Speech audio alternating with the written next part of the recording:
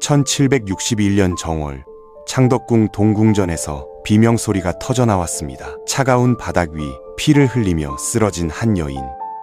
그녀를 죽인 사람은 다름 아닌 그녀가 목숨처럼 사랑했던 남자였습니다. 동궁 궁녀가 지저분하면 쓰겠느냐. 광기에 빠진 사도세자는 죽은 아내의 시신을 손수 닦아주며 중얼거렸습니다. 그녀의 죄는 단 하나, 추운 겨울날 남편에게 따뜻한 옷을 입혀주려 했다는 것뿐이었습니다. 조선 왕실 역사상 가장 끔찍한 비극, 경빈 박씨의 이야기를 지금 시작합니다.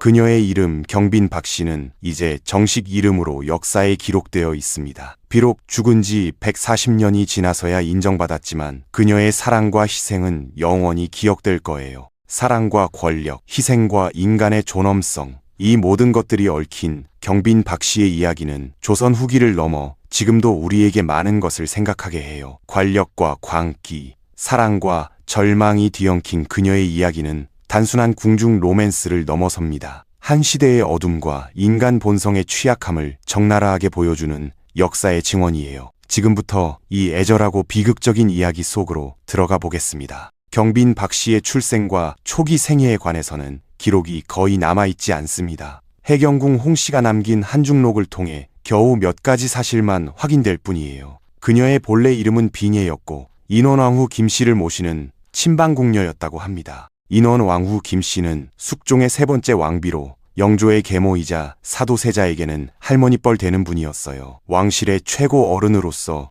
엄청난 권위를 지닌 인물이었죠. 빙예는 이런 대왕 대비를 가까이에서 모시며 하루하루를 보냈습니다. 자신의 감정과 욕망을 철저히 억누르고 오직 주인을 섬기는 삶이었어요. 문제는 어느 순간부터 한 남자의 시선이 그녀를 쫓기 시작했다는 점입니다. 그 남자는 다름 아닌 왕세자 사도였어요. 1735년 영조의 둘째 아들로 태어난 사도세자는 어릴 때부터 총명함과 뛰어난 무예 실력으로 주목받았습니다. 그럼에도 그의 삶은 결코 평탄하지 않았죠. 한중록의 기록에 따르면 사도세자는 인원왕후가 살아계실 때부터 이미 수년간 빙예를 마음에 두고 있었다고 합니다. 다만 그녀는 윗전의 궁녀였기에 함부로 접근할 수 없는 존재였어요. 당시 궁중 예법으로는 상급자가 거느리는 나인을 하급자가 건드리는 행위가 엄격히 금지되어 있었습니다. 사도세자는 멀리서 그녀를 바라볼 수밖에 없었어요. 대왕 데뷔 전에 문안을 드리러 갈 때마다 넌지시 그녀를 찾았죠. 정갈하게 옷고름을 매만지는 손길,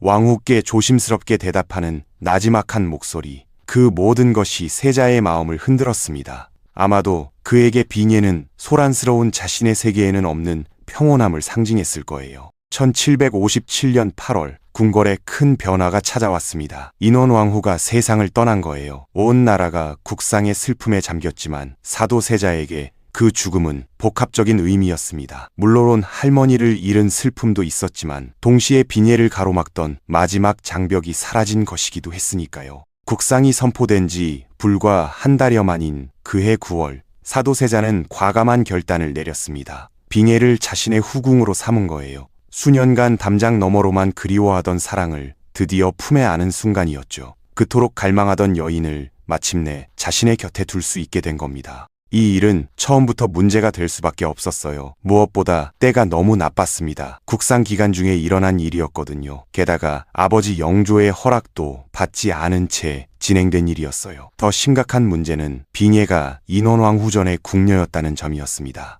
사도세자의 자살 기도는 궁중을 완전히 뒤흔들어 놓았습니다. 조선왕조실록에는 세자가 낙상했다고만 간략히 기록되어 있지만 한중록에는 그가 우물에 뛰어들었다고 구체적으로 적혀 있어요. 주변의 만류로 간신히 구출되었지만 이 사건은 영조에게 엄청난 충격을 안겼습니다. 왜 사도세자는 이런 극단적 선택을 했을까요? 그에게 빙예는 단순한 여인이 아니었을 거예요. 아버지의 끊임없는 질책과 압박 속에서 지쳐가던 그에게 그녀는 유일한 위안이었을 겁니다. 그런 빙예마저 빼앗긴다면 더 이상 살아갈 이유가 없다고 생각했던 거죠. 문제는 이 총애가 도를 넘었다는 점입니다. 사도세자는 빙예를 위해 화려한 방을 꾸며주었는데 이때 자신에게 배당된 돈을 넘어 내수사의 재정까지 가져다 썼다고 해요. 해경궁 홍씨는 이를 두고 아니 갖춘 세간이 없더라며 빙예의 방이 얼마나 호화로웠는지 표현했습니다. 이런 일들이 영조에게 알려지면 또다시 사도세자가 질책을 받을 게 뻔했어요. 그래서 해경궁 홍씨는 비례를 탐탁지 않게 여겼습니다. 한중록에서 해경궁은 비례의 성격에 대해 그것의 됨됨이가 유약하다고 평가하기도 했죠. 물론 이는 해경궁의 주관적 시각일 수 있어요. 남편이 다른 여자를 총애하는 상황에서 그 여자를 곱게 볼 수 있는 아내가 어디 있겠습니까? 1750년대 후반부터 사도세자에게는 이상한 증상들이 나타나기 시작했습니다. 의대병이라고 불리는 증상이었는데 옷 입는 것을 극도로 거부하는 병이었어요. 특정한 옷을 입기를 거부하거나 아예 옷 갈아입는 것 자체를 거부하기도 했습니다. 한중록에는 사도세자가 입고 있는 옷이 완전히 해져 떨어질 때까지 갈아입지 않고 버텼다는 기록이 있어요. 현대의학으로 보면 이는 심각한 강박장애나 정신분열증의 증상과 유사합니다. 아버지 영조와의 지속적인 갈등과 스트레스가 정신질환으로 발전한 것으로 보여요. 사도세자의 병적 증상은 점점 심해졌습니다. 그리고 그 화살이 비례에게 향하기 시작했어요. 세자를 가장 가까이에서 모시던 비례는 그의 옷을 갈아입히고 몸단장을 도와주는 역할을 했습니다. 의대병이 심해진 사도세자에게는 이런 비례의 보살핌조차 괴로움이었을 거예요. 더욱 문제가 된 것은 비례가 사도세자의 잘못된 행동에 대해 간언을 했다는 점입니다. 영조실록에는 영조가 사도세자에게 그 사람이 강직하여 너의 비행에 대해 간언하다가 이로 인해 죽었을 것이라고 꾸짖는 대목이 나와요. 비례가 사도세자의 잘못을 지적하고 바로잡으려 했다는 의미죠. 사도세자를 진정으로 사랑했기에 그의 잘못을 지적했을 비례. 그럼에도 정신적으로 불안정한 상태의 사도세자에게는 그마저도 부담스러웠을 겁니다. 사랑하는 사람의 충고가 오히려 독이 된 셈이었어요. 아버지의 질책과 다름없이 들렸을 수도 있습니다. 1761년 정월, 운명의 날이 찾아왔습니다. 의대병이 심해진 사도세자는 옷 입기를 거부했어요. 비례는 남편을 달래며 옷을 입히려 했을 겁니다.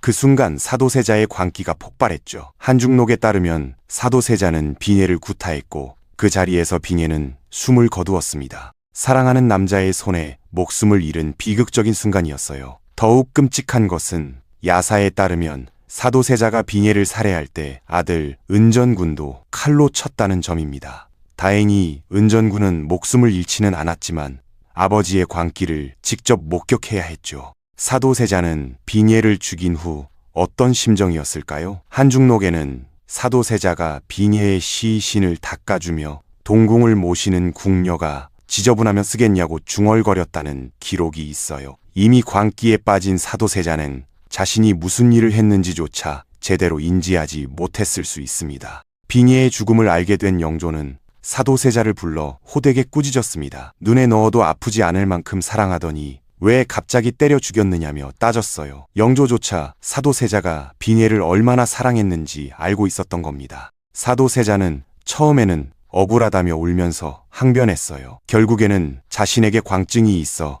그렇게 했다고 인정할 수밖에 없었습니다. 사도세자 자신도 자신의 정신적 문제를 어느 정도 자각하고 있었다는 것을 보여주죠. 비례가 죽은 후 그녀의 자녀들은 상궁들이 길렀을 것으로 추정됩니다. 그들의 삶도 순탄하지 않았어요. 특히 아들 은전군은 정조 주기 초인 1777년 영모에 연루되어 사사당하는 비운을 맞았습니다. 어머니가 아버지에게 살해당하고 자신도 이복형의 손에 목숨을 잃은 거죠. 청근옹주는 홍인환과 혼인했지만 영조는 그녀를 그리 좋아하지 않았던 것 같아요. 부마 간택을 끝낸 후에도 3년이나 지나서야 혼례를 치렀다고 하니까요. 아마도 영조는 총애하는 며느리 해경궁 홍씨의 소생인 적손주들 외에는 크게 관심을 두지 않았던 것 같습니다. 비례 자신도 오랫동안 잊혀진 존재였어요. 정조가 즉위한 후에도 그녀의 품계는 오르지 못했습니다. 정조 입장에서는 아버지를 간언하다 살해당한 여인을 추중하기가 껄끄러웠을 거예요.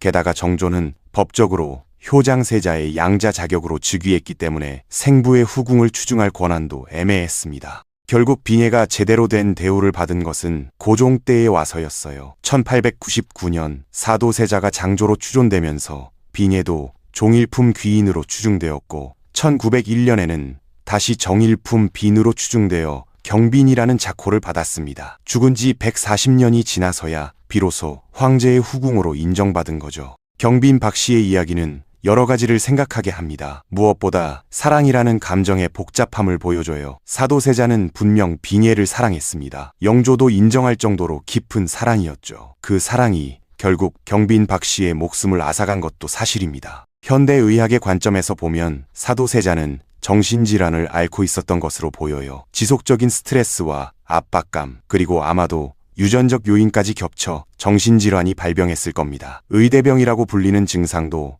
강박장애의 일종으로 볼 수 있죠. 당시에는 정신질환에 대한 이해가 부족했습니다. 사도세자의 이상 행동은 단순히 불효나 방탕함으로 여겨졌을 뿐이에요. 적절한 치료를 받을 수 있었다면 경빈 박 씨의 비극적인 죽음도 막을 수 있었을지 모릅니다. 경빈 박 씨의 입장에서 생각해보면 더욱 안타까워요. 그녀는 사도세자를 진정으로 사랑했고 그를 바른 길로 이끌려고 노력했습니다. 그런 노력이 오히려 사도세자의 분노를 사게 되었고 결국 목숨을 잃는 결과를 낳았죠. 사랑하는 사람을 위한 희생이 이렇게 비극적인 결말로 이어질 줄 누가 알았겠습니까? 경빈 박 씨의 이야기는 또한 조선 후기 왕실의 어두운 면을 보여줍니다. 화려한 궁중 생활 뒤에는 이런 비극들이 숨어 있었어요. 권력을 둘러싼 갈등, 정치적 압박, 그리고 그 속에서 희생되는 개인들의 이야기 말이죠. 특히 여성의 지위가 낮았던 조선시대에 경빈 박 씨 같은 후궁들의 삶은